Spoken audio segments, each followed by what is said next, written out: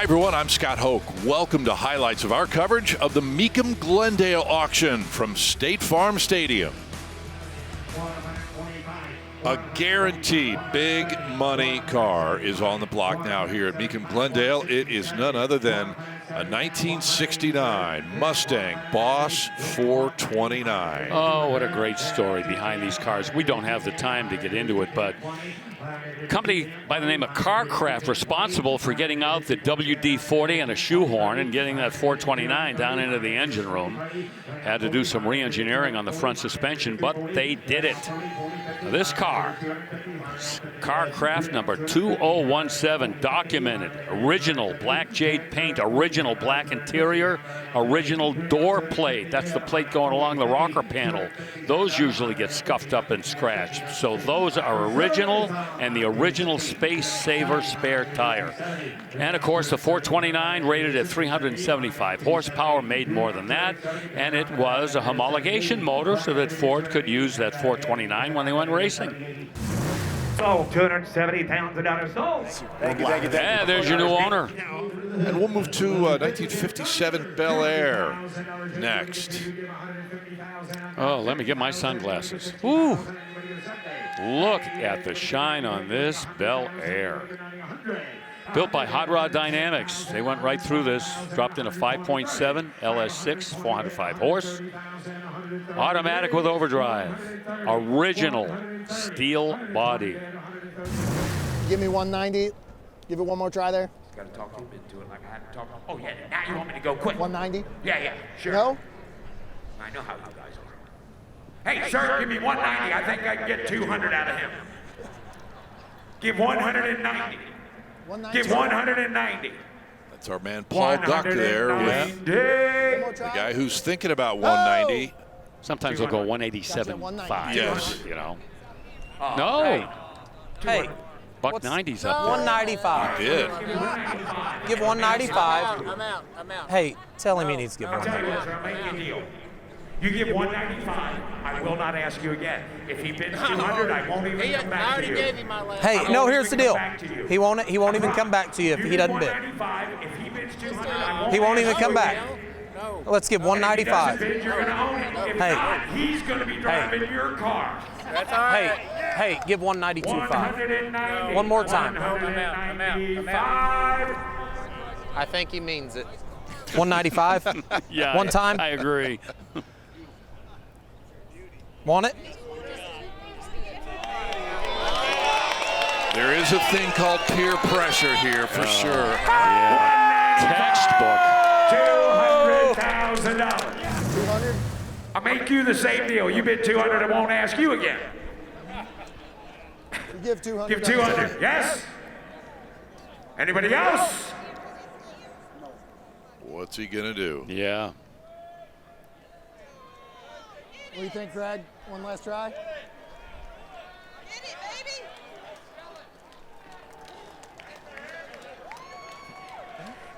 If you give $200,000, you'll never forget what you paid for it. There you go. You'll always remember that you beat this guy. 200. One last shot, sir. So, $195,000. That's pretty cool. The guy who was so certain he was out. Done. Will drive that one home. For a car that maybe has 300 in the build, so he's coming out with it. This is a 1969 Dodge Daytona, already at $200,000, and we're just getting started, barely. Yeah, and I think Chris gave us a look at this yesterday, and I'm pretty familiar with the roots of this car. Sold new at Holland Dodge in Greenville, Massachusetts. Original paperwork, including the broadcast sheet. Power, it's got that base 440, 375 horse with the 4-speed manual. extensive restoration completed 3.5 years ago by Smothers Supercars in Talala, Oklahoma. When you get to see one up close and really see those lines and the shape, all the aero tricks they were trying to use. Yep. So impressive. Well, you know, the Charger 500 didn't work out very well prior to this car, and then Chrysler brought in all their aerospace engineers from their other division and said, we need to do something with this car to make it competitive on the super speedways, and guys from aerospace came up with that nose cone and that wing and the flush rear glass, and boy, did that change the game. So, $300,000, Clint Hunters. Okay. Another six-figure car here, guys. No reserve, $300,000. First one of these, I think, that we've encountered here in Glendale. You are right. Yeah, and I don't think I really need to tell everybody what we're looking at, because these cars have become so familiar to everybody. The six-cylinder engine, the Power Glide transmission. This is number 103 of the 300 that were built in '53. They all were white with red. This is a top flight car, too. And that kind of puts it a cut above a lot of the other ones that we see come to Mecum. I wonder how many of the 300 that still are around have that top flight designation. Not many. No, I would say not many. Reserve is off on this one. It made reserve. Right, thank you. Man. Appreciate it. We're told this was a barn find car that was purchased from an estate sale, and it underwent a 2,000-hour Yes, it did. restoration. Yeah, good point. Oh, Bill. Don't look down, brother. We have a 65 GT350 on the auction block. It is not a replica. It is the real thing, brother. Relatively early car. SFM 5S192 is the VIN. Shelby Ford Mustang 5 for 1965. S for street.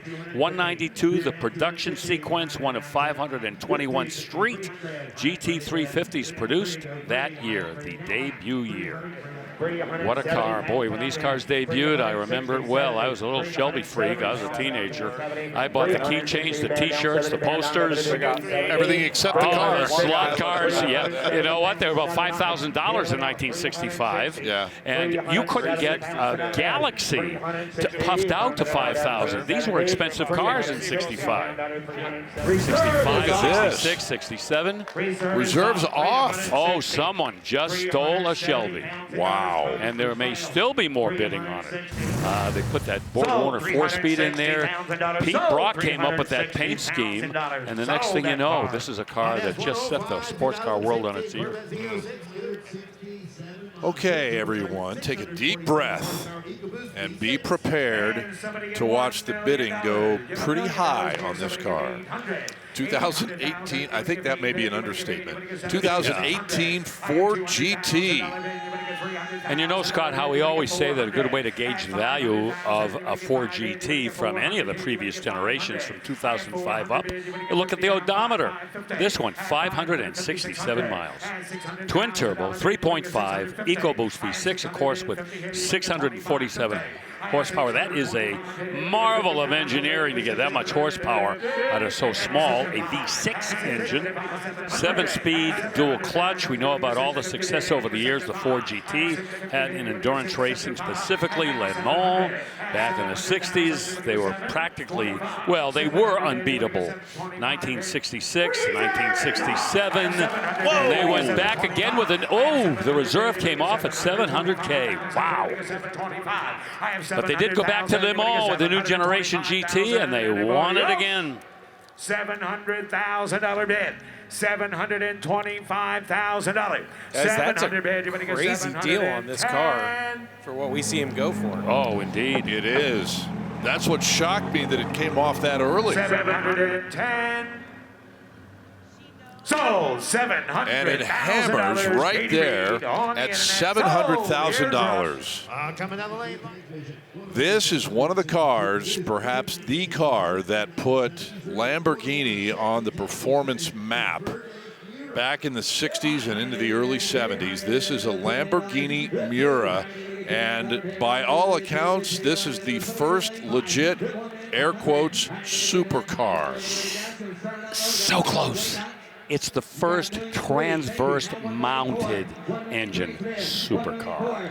So you have to include that to make this the first of the supercar category. Okay. Okay? Transverse engine.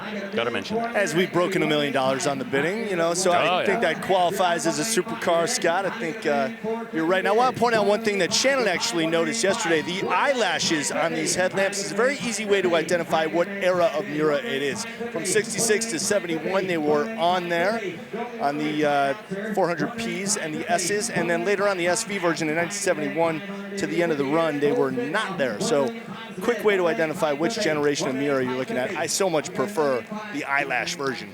Yeah, and that color scheme, too, that really leaps out at you. That Verde Miura, the green hue with the blue interior, that's kind of a wild combo. Yeah, and this has got that 3.4-liter, 350 horsepower V12, one of only 6 that were finished in this color, one of only 762 that were produced during that run between 67 and 73. This one was displayed about 15 years ago at the Concours Italiano out in Monterey. 5-speed manual, a 180-mile-an-hour car, believe me. And shout out to probably the godfather of wedge design, Marcello Gondini, who of course is responsible for this car and many, many other iconic wedge vehicles. And the Countach. Including the Countach. Yep. 1.55 million is bid. They're asking 1.6. Not sure if the camera is showing what a bright blue interior this is. It might look a little darker, but the contrast between that bright blue and the Verde exterior, so cool. Yeah, it's bright blue, all right. And folks, the reserve is off. Yay. If you want it, 1,550,000, 1,600,000. Final call. Anybody else? 1,550,000, 1,600,000. Poetry in motion. Makes the noise. So, Legendary car all day long. $1.55 million, and we've got a terrific Lamborghini Miura that is going to that gentleman right there.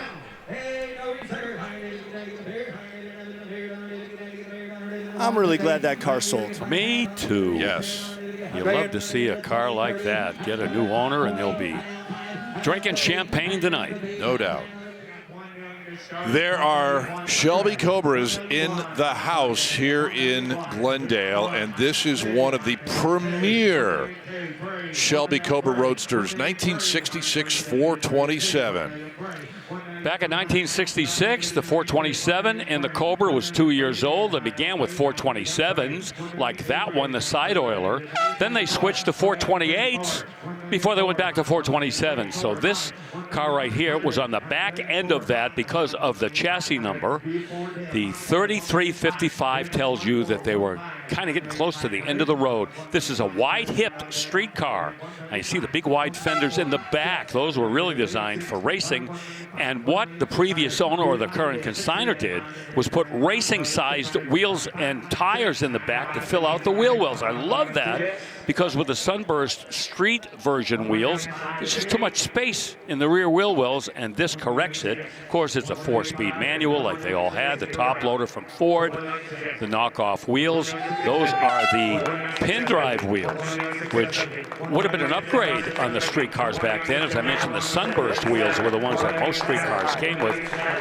So we're at $1,650,000, and I'm beginning to smell that reserve coming off. Me too. I've got a feeling.